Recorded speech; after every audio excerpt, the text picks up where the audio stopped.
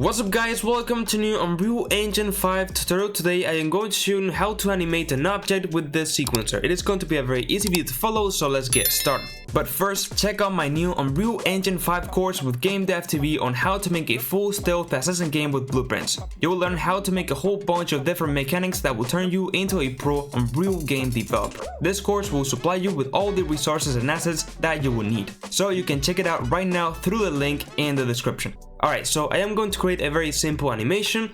Basically, I'm gonna have this sphere in our level and it will just be hovering around, okay? Very simple animation. Now, normally we do this in other tutorials with code, with interpolations, timelines, and so on. But in this case, it will be maybe easier for some of you that are, used to animate things in 3D. So first of all, let me just increase this a bit and let me just change the color so we can see this a bit better. So the first thing that we need to do is create a new sequencer. For that, let's go up into this movie icon and we can create a new level sequence.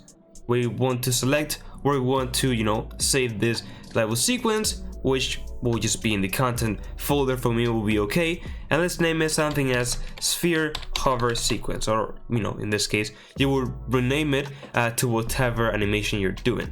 So let's go ahead and click enter. As you can see, now we have a new window, which is a timeline at the bottom of our screen.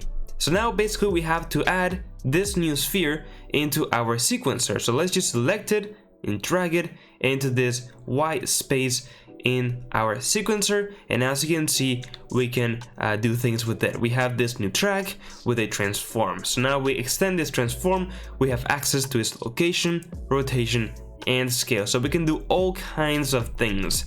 And of course, if we click the track icon, we can do more things. But for this video, let's keep it simple and just play a bit with the transform. So in this case, I just want to kind of move it a bit around and so on, nothing crazy. So this will be its starting point. So let me go ahead and click new keyframe, which is this button over here. As you can see, it has created a new keyframe at the beginning of the track. So now I can move in a bit later on, right, like around here, and I can simply just maybe move this to the right, a bit back, and maybe a bit bigger. And on top of that, I can maybe make it a bit smaller, maybe to 1.7, right? With that, I can now just make another keyframe. As you can see, it will interpolate between those points. As you can see, it will change the location and also the scale, which is working. You can also see the values at this details panel. After that, I'm just gonna go a bit more forward and do it in the other way, like this. Maybe now going back a bit more in front, going down, and maybe going even a bit bigger to 0.3. And now I can just click this keyframe, and now as you can see, we have created this animation. It is very ugly, so there's a thing that I like to do, and is select all of the keyframes, okay? Just right click on them. Let me just right click on it. There we go. And now we can change the key interpolation mode from cubic to linear, and this will just make it linear.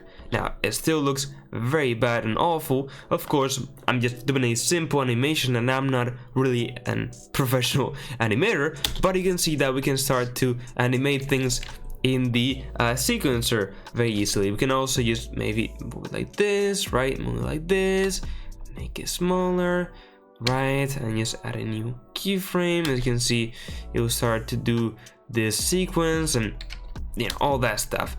So let's just make this loop. So for that, let me select the first keyframe, just copy it with Ctrl+C, go here, paste it with Ctrl+V, and now this will end up in the same point, which means that we can animate this. So let's just go ahead and drag this red line until the end of the keyframe, so we can make this loop in this case. As you can see, now it will go ahead and reach this and stop, which is what we want. So now what we can do is simply just close the sequencer, just save everything, and then just go select the sequencer, which will be added into the level, and make sure to click autoplay and also loop indefinitely. So we just loop endlessly. So now we can just press play. You can see the sphere will be going ahead and playing the very simple and looking like a it looks very bad, but it is what it is. Animation playing from the sequencer. So now with your skills, you can go ahead and play around to get something looking a bit more nicely. So that's it for this video. If you found it helpful, I would really appreciate it if you could like the video and subscribe to my channel. Lots of Unreal Engine 5 videos and tutorials, so check them out. Remember that you will have access to the project files through my Patreon and YouTube members, so link in the description. Also check out my new course with Game Dev TV on how to make a game in Unreal Engine, link in the description. And join my Discord server, follow me on my socials. And now, yes, with all that said, bye bye.